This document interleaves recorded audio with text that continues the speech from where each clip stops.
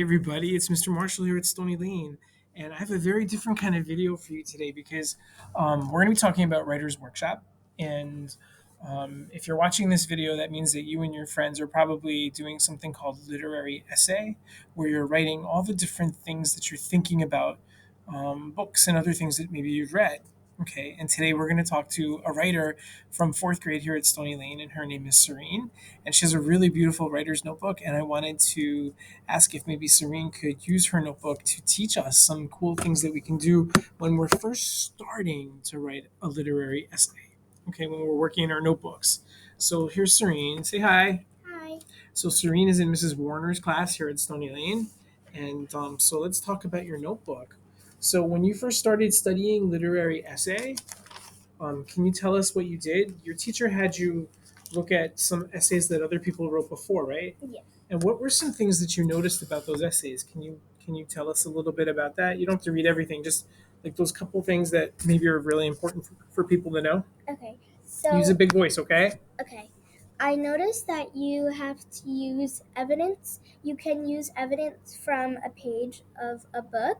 So, if you're writing up like of a character from a book, and if you think that they're the best character in that book, you can use that book, and you can use some evidence in that book to support your reason why you think that character is the best. Okay, so evidence is sort of like proof from inside the book that Yes. really makes people know that what you're saying is true. Mhm. Okay, all right, good.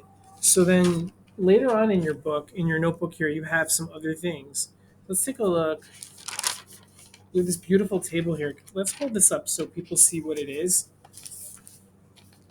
Can you tell us there's three columns in your chart here, right? Yes. What's the first column? Characters you love, why you love them, and the theme that the author was trying to forge into that character. Wow, the theme that an author was trying to forge into that character.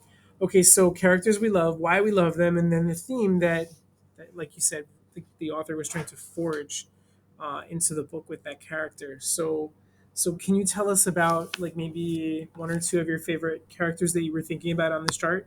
So one character I was thinking of, Stella from the One and Only Ivan, Let's hold it closer so people see it. and I thought of Stella as like motherly and kind and calm, and she was loving. And I thought that the theme that the author was trying to teach people was to be kind and take care of the people around you. Wow. Right. And so, because when we think about characters, it's nice to think about them and be like, oh, I like that character. Oh, I don't like that character. Right. Yeah.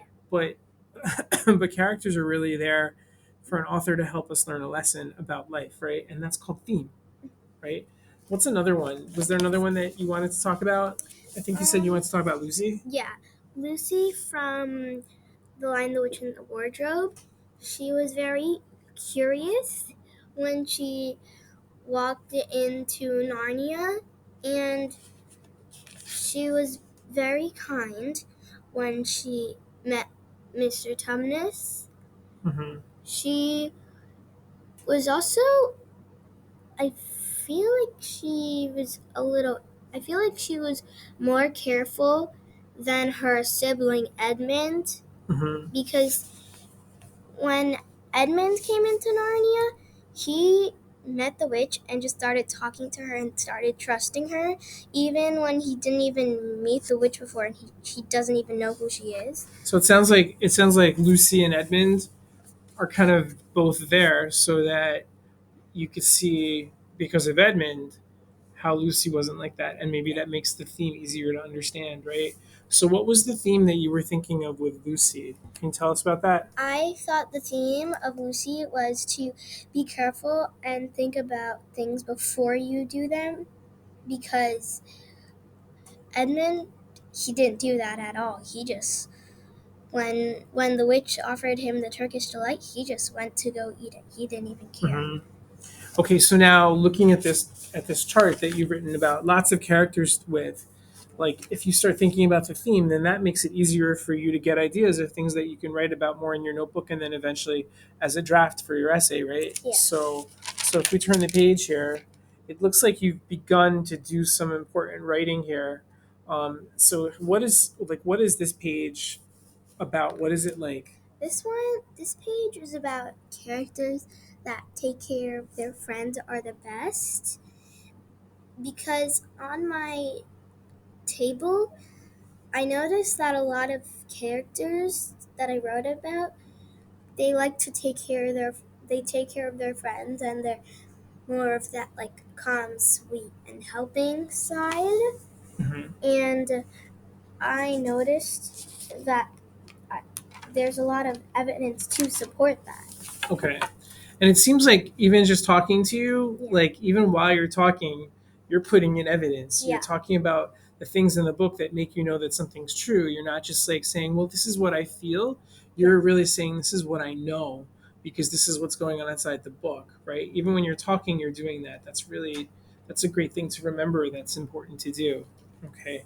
So let's see. Okay. So theme is, like we said, it's a big idea. It's something that is like sort of a big lesson that a writer wants us to know, right? So here you do a little bit of writing in your notebook. It says, let's talk about theme. I don't know if you can see that on the camera. And on this page, you're writing about the theme in Charlotte's Web. What did you say about the theme in Charlotte's Web? I thought the theme in Charlotte's Web was to help your friends, because Charlotte helped Wilbur a lot, because she was, even though she was a very small spider, people would think that like small spiders can't like do anything for like a big pig. But Charlotte did a lot to help him because he was going to get eaten for Christmas. But she did whatever she could to help um, Wilbur to not get eaten. Okay, and on this page, you did some writing in boxes and bullets, right? Yes. And so you were writing about a different theme. You were writing about different themes here. And so you said that books have strong themes that can be meaningful. And so you had three different themes here, right? So you wrote about be yourself, conquer your fears, teamwork make teamwork makes the dream work, keep your promises. These are all important themes that you learned about in all different books, right? Yes. And then you kind of went deeper, didn't you? Yes. You picked one theme that you were going to write a lot about, right? And what was that? That was be yourself. Wow, that's an important theme. So can you tell us what books helped you think about be yourself? Um, two books, but in this one I only wrote about one, and that was A Bad Case of Stripes by David Sheehan. Mm-hmm. And so some people think that a literary essay is like when I was a kid, we had to write something called book reports, and that was where you read a book and then you wrote everything that happened inside the book. But this is different, right? Yeah. And in a literary essay, sometimes you can write about one book, but it's not like retelling everything that happened inside the book. It's really like saying about the ideas that happen in the book and using evidence to support your ideas, right? And so what you're doing here when you're writing about be yourself, you're writing about one theme that happens in lots of books, Yes. right? Because it does happen in lots of books. So there's all different things that you can do when you're writing a literary essay, right? And that's a really powerful thing. If you could teach everyone that's watching this video right now one more thing about writing a good literary essay and like how you get ready for that in your notebook, what would that be? Um, it, a literary essay is basically you have your big idea, and you're making all these other reasons, and you're making all these other reasons about that big idea, and you're kind of like making a baby essay with those reasons, but that essay has something to do with your like main big idea. Okay, so that's true. You can have a baby essay that turns into a big essay, like the one you had on Be Yourself, right? Like that was like a little piece of something bigger, and you decided to like kind of blow that up and make it bigger. Wow, that's really great. Thank you so much for teaching us You're welcome. about this today, Sareen. We can't wait to see what your essay turns out like. Okay? All right. Thanks, Sareen. So, why don't you try the same type of thing that Sareen did in your notebook? And maybe you can write some beautiful literary essays too. All right? Thanks, and I'll see you next time.